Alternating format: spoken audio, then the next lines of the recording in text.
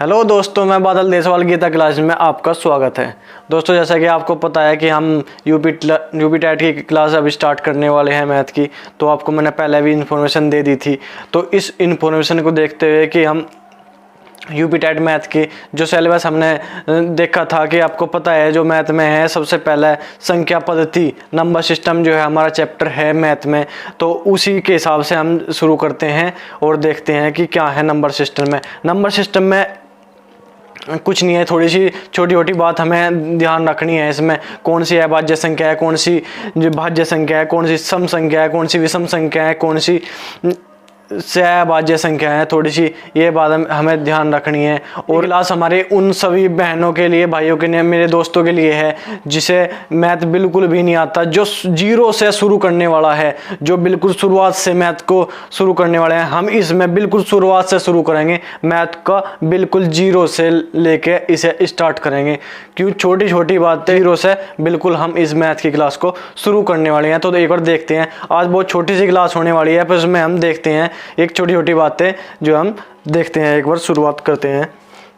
जैसे कि हमारे चैप्टर में है संख्या पद्धति नंबर सिस्टम, जो हमारा चैप्टर है, इसमें हमें क्या देखना? सबसे पहले प्राकृतिक संख्या। प्राकृतिक संख्या हमारी 1 2 3 4 5 6 अनंत तक जो भी संख्या होती हैं वे सभी हमारी प्राकृतिक संख्या होती है। उसके बाद क्या है? पूर्ण संख्याएं। पूर्ण संख्याएं हमारे जीरो से शुरू होती है। 0 1 2 3 4 अनंत तक ये हमारी संख्याएं होती हैं। सम संख्याएं 2 4 6 8 10, ऐसे हमारी 2 2 के गैप से हमारी सम संख्या चलती है। विषम संख्याओं में भी हमारी 2 2 का गैप होता है। 1 3 5 7 विषम संख्या हमारी ये है। अभाज्य संख्याएं 2 3 5 7 11, जो अभाज्य संख्याएं हमारी ऐसी संख्याएं होती हैं जो स्वयं से ही कटती है और किसी भी संख्या से हम इन्हें नहीं काट सकते। जैसे 2 3 5 7 11 13 17 19 23, ये सभी संख्याएं अभाज्य संख्याएं हैं जिन्हें हम स्वयं से काट सकते हैं। इसके अलावा हम किसी से भी इनको नहीं काट सकते। सहअभाज्य संख्याओं का जो है आपको कई क्वेश्चनों में देखने को मिलेंगे।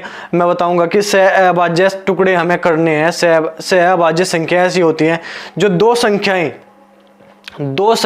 संख्याएं किसी भी एक संख्या से एक साथ नहीं कट सकती। जैसे 2 संख्याएं हैं हमारे पास, 2 और 3, इन 2 और 3 को हम एक साथ किसी भी एक संख्या से नहीं काट सकते। जैसे हमारे पास है 3 और 4 को हम एक साथ किसी भी संख्या से नहीं काट सकते। 3 से और 4 से हमें अलग अलग काटना पड़ेगा, या 3 से या 2 से हमें अलग अलग काटना पड़ेगा। ऐसे ही 5 9 और 21 65, ये आदि इससे अलग भी बहुत सारी संख्याएं हैं जो सहअभाज्य संख्या है। सहअभाज्य संख्या इस जो शब्द है, इसे हमें थोड़ा ध्यान रखना। सहअभाज्य ये आगे आने वाले क्वेश्चनों में थोड़ा जो है यूज होगा।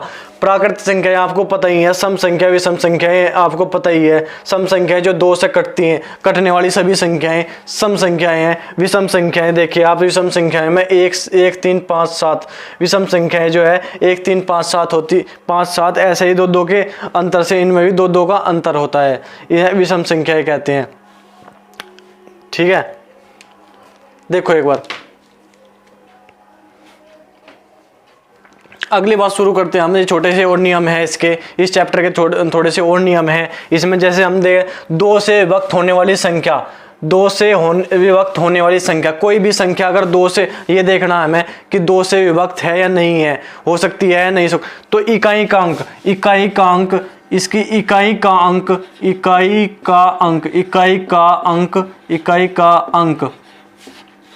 0 2 4 6 8, कोई भी सम संख्या हो तो ये वो संख्या जिसकी इकाई का अंक, कोई भी संख्या हो उसकी इकाई का अंक 0 2 4 6 8 हो तो वो संख्या 2 से विभक्त हो सकती है।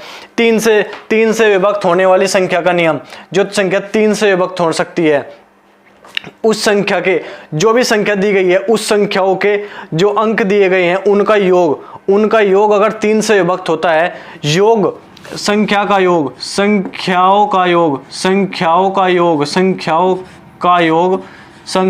का योग 3 से विभक्त अगर होता है संख्याओं का योग, जैसे ये कोई संख्या है 3 4 3 2 4 3 7 और 3 10 और 2 12, तो 4 3 7 और 3 10 और 2 12, तो ये 12 है। इनका योग 3 का 4 का 3 का 2 का योग 12 है, तो 12 3 से विभक्त हो जाता है, वो संख्या 3 से विभक्त हो सकती है। ऐसे योग करके देखना 3 से विभक्त। 9 से विभक्त होने वाली संख्या का नियम, 9 से विभक्त होने वाली संख्या का नियम, 9 से विभक्त होने वाली संख्या का भी अंकों का योग 9 से कटना चाहिए, अंकों का योग 9 से विभक्त होना चाहिए, 9 से कटना चाहिए, ठीक है। 4 से विभक्त होने वाली संख्या का योग, 4 से विभक्त इकाई और दहाई का अंक, इकाई और दहाई का अंक अगर 4 से देखें कि 4 से ये संख्या कट सकती है क्या, इकाई और दहाई का अंक 4 से कटना चाहिए, या लास्ट में, या इसके लास्ट में इकाई और दहाई के इस संख्या के लास्ट में 2 जीरो होना चाहिए। अगर संख्या के लास्ट में 2 जीरो है तो वो 4 से पूरी विभाजित हो जाएगी। 8 से विभक्त होने वाली संख्या का नियम, 8 से इकाई दहाई, इकाई दहाई सैकड़ा, इकाई दहाई सैकड़ा, इकाई दहाई और सैकड़ा, इकाई दहाई और सैकड़ा, 3 संख्याओं को देखो, 3 संख्याओं को देख लो, इकाई दहाई और सैकड़ा, इकाई दहाई सैकड़ा अगर 8 से विभक्त है तो वो संख्या पूरी 8 से विभक्त हो जाएगी, 8 से कट जाएगी। या संख्या के लास्ट में 3 जीरो है, या संख्या के लास्ट में 3 जीरो है तो वो जब भी 8 से पूरी कट जाएगी। उसके बाद 5 से विभक्त होने वाली संख्या का नियम, अगर 5 से विभक्त देखना है कि 5 से संख्या कट सकता है, अगर संख्या के लास्ट में 5, संख्या के लास्ट में या तो 0 हो या 5 हो, संख्या के लास्ट में इकाई का अंक मतलब संख्या का इकाई का अंक 0 या 5 हो तो वो संख्या पूरी 5 से कट जाएगी। 11 से विभक्त होने वाली संख्या, 11 से विभक्त होने वाली संख्या का ये रूल है कि संख्या के सम अंक और विषम अंक, जैसे कोई संख्या है, जैसे कोई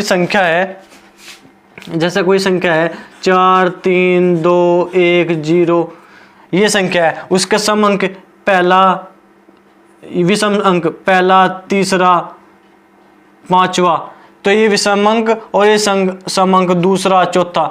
सम और विषम अंकों का अंतर 0 होना चाहिए, या सम या विषम अंकों के अंतर जो है 11 से कटना चाहिए। तो हमें देख सकते हैं कि ये संख्या 11 से कट सकती है।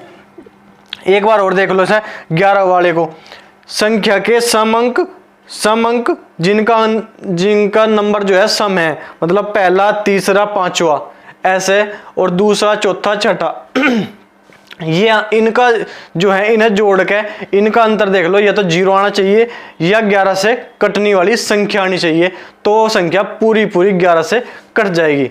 इसे देखो एक बार, 2 से विभक्त होने वाली संख्या बता दिया आपको, इकाई का अंक 0 2 4 6 8 हो।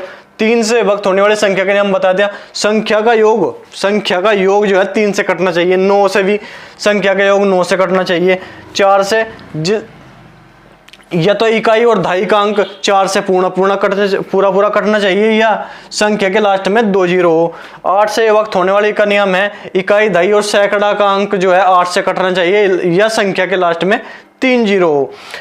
उसके बाद 5 से विभक्त होने वाली संख्या, इकाई का अंक 0 या 5 होगा तो संख्या जो है 5 से पूरी विभक्त हो जाएगी। और 11 से विभक्त होने वाले सम और विषम अंकों का अंतर जो है 0 होना चाहिए, या अंतर 11 से कटना चाहिए। ये जो है छोटे छोटे नियम हैं इस चैप्टर के संख्या पद्धति और नंबर सिस्टम के। तो ये थोड़े से नियम हैं, इन्हें थोड़ा लिखियो, नोट्स बनाइयो और थोड़ा सा याद करने की कोशिश करियो। फिर कल से हम क्या करेंगे, कल से हम क्वेश्चन स्टार्ट कर देंगे, ठीक है। ये वीडियो जो है आज से शुरू होगी है पढ़ाई की, जो मैथ की है चैप्टर वाइज, थोड़ा करते चले जाएंगे जब तक हमारे अभी तो फॉर्म में नहीं आए, और जब तक हमारा पेपर होगा हम पूरा सिलेबस अपना कंप्लीट कर लेंगे। अगर आपको वीडियो अच्छी लग रहा है तो उसे लाइक और शेयर करो, और सभी दोस्तों को, अपने सभी दोस्तों को जो आस पड़ोस में आपके फ्रेंड है, आपके दोस्त है, जो भी है, उन्हें सबको, आपके रिश्तेदार है, जो भी है, जो इससे तैयारी कर रहे हैं, उन्हें इससे मेरे जो है चैनल से जोड़ो और उन्हें कहो कि सब्सक्राइब करें, लाइक करें, ठीक है। धन्यवाद, जय हिंद।